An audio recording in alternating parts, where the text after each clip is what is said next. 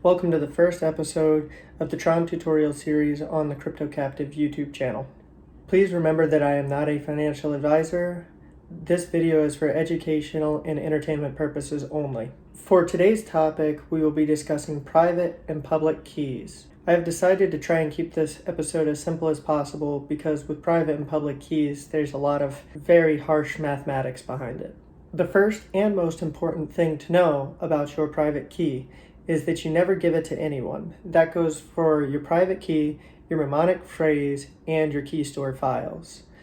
All of these are important to keep safe for yourself because if you give them to anyone, they will have access to your funding. Just like your bank account, you wouldn't give out your passwords, your usernames, or anything like that to any admin, moderators, or anyone from any company that is not yourself. Anything that they can do can be done with your public key. If they can't do anything with your public key, chances are they won't be able to help you.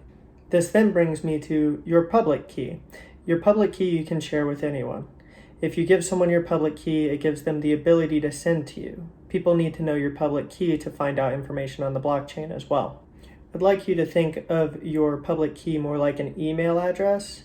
It's a location where people are allowed to send things. This does mean that they can send crap mail and stuff like that to you as well, just like scam coins, scam tokens, currencies of all sorts. The purpose of your private key is during signing, you would sign your private key to allow you to transfer funds. Once that key is signed, it goes through an algorithm, and what comes out is actually your public key. I will hop over to my computer real quick so I can show you an example of this.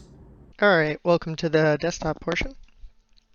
Now if you look here, I have my handy dandy Tron link, and then I have my random code generator.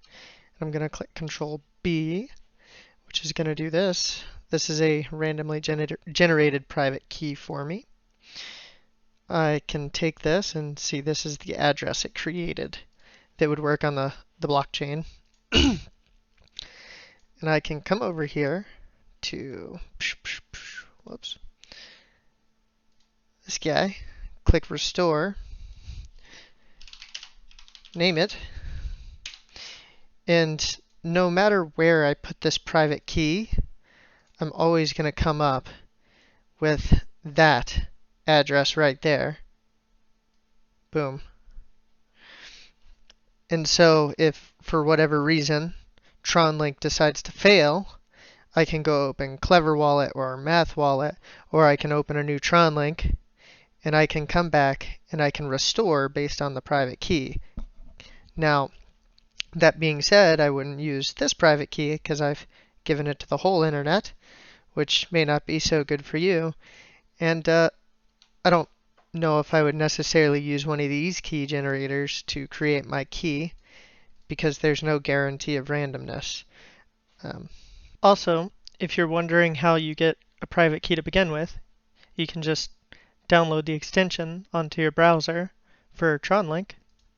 You can, well, the first thing will pop up. It'll ask you to create one or import one, and you'll create. You'll add a name,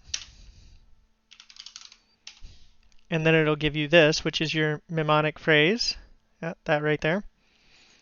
And you're going to put this on an off-the-internet text document, or you're going to write it down. It's preferred to write it down. It's safer. But if you want to store it on a USB, you can also do that.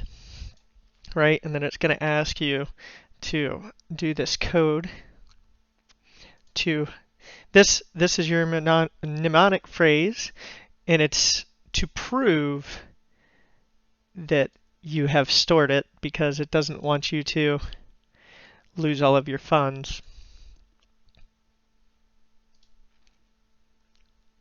Sorry, this is all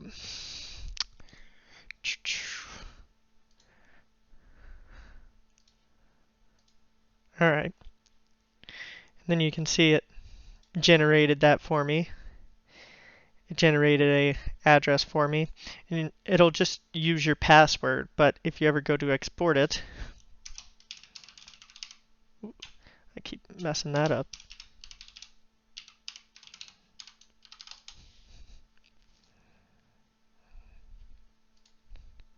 right? It'll give you the private key to that. Of course, I'm not going to use this private key.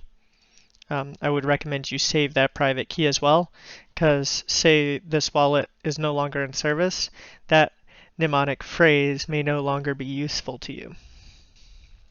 All right, so I'm going to jump back over to the phone now. So as you can see, it really wouldn't be hard for me to take your private key and then access your account and move all your funds, which is why you wouldn't share your private key with anyone. And that's it for this episode. I will leave some links in the description on how I got some of this information. If you have any questions or concerns regarding the video, please leave me comments below. Thank you, and hope to see you again sometime.